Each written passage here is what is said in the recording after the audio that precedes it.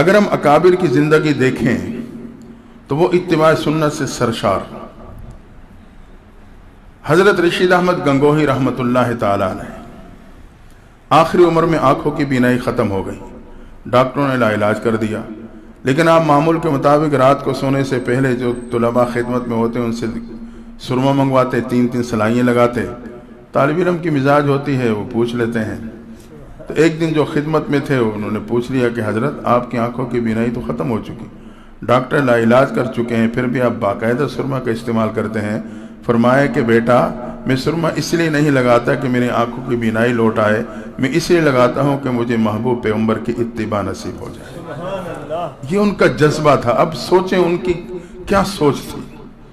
شیخ العرب والعجم حضرت حسین احمد مدنی رحمۃ اللہ تعالی علیہ دارالعلوم دیوبند کے دارالحدیث کی طرف معمول کے مطابق بخاری شریف کا سبق پڑھانے کے لیے جا رہے ہیں. آج اچانک دارالحدیث کے سامنے ایک چھوٹا سا باغیچہ ہے، وہاں قدم رک گئے.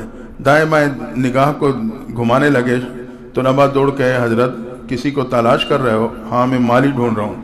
مالی کو بلا کے لاؤ. طالب علم گئے، بھائی حضرت آپ کے انتظار میں کھڑے ہیں، آپ کو بلا رہے ہیں. مالی آ گیا. حضرت حکم، کہا اس باغیچے میں کیکر کا درخت لگاؤ. مالی نے ہاں تو کر دی، لیکن پھر تھوڑا سا آگے بڑھ کے کہنے لگا حضرت باغیچے میں تو کیکر کا درخت نہیں لگایا جاتا. کہا کیوں؟ جی باغیچے میں وہ درخت لگتا ہے جس میں حسن ہو، خوبصورت ہو. کیکر کے درخت میں تو نہ اس میں کوئی پھول ہے نہ کوئی پھل ہے، کانٹا دار بے ڈھول سا درخت ہے، ظاہری طور پہ اس میں کوئی حسن نہیں، یہ باغیچے میں نہیں لگاتے.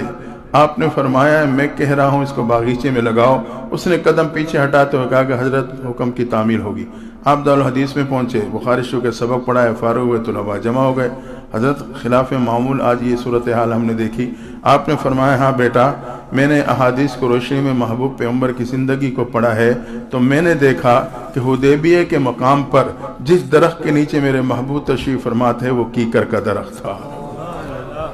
میری چاہت یہ ہے کہ یہاں کیکر کا درخت ہو، جو میں محبوب کی حدیث پڑھانے کے لیے آؤں اور جاؤں تو اس کو دیکھ کے اپنے آنکھوں کو ٹھنڈا کر لیا کروں. تو یہ ان کی کیفیات تھی. محبوب پیغمبر سے محبت کا یہ عالم تھا، اور یہی وجہ ہے کہ وہ اتباع سنت سے سرشار زندگی تھی ان کی.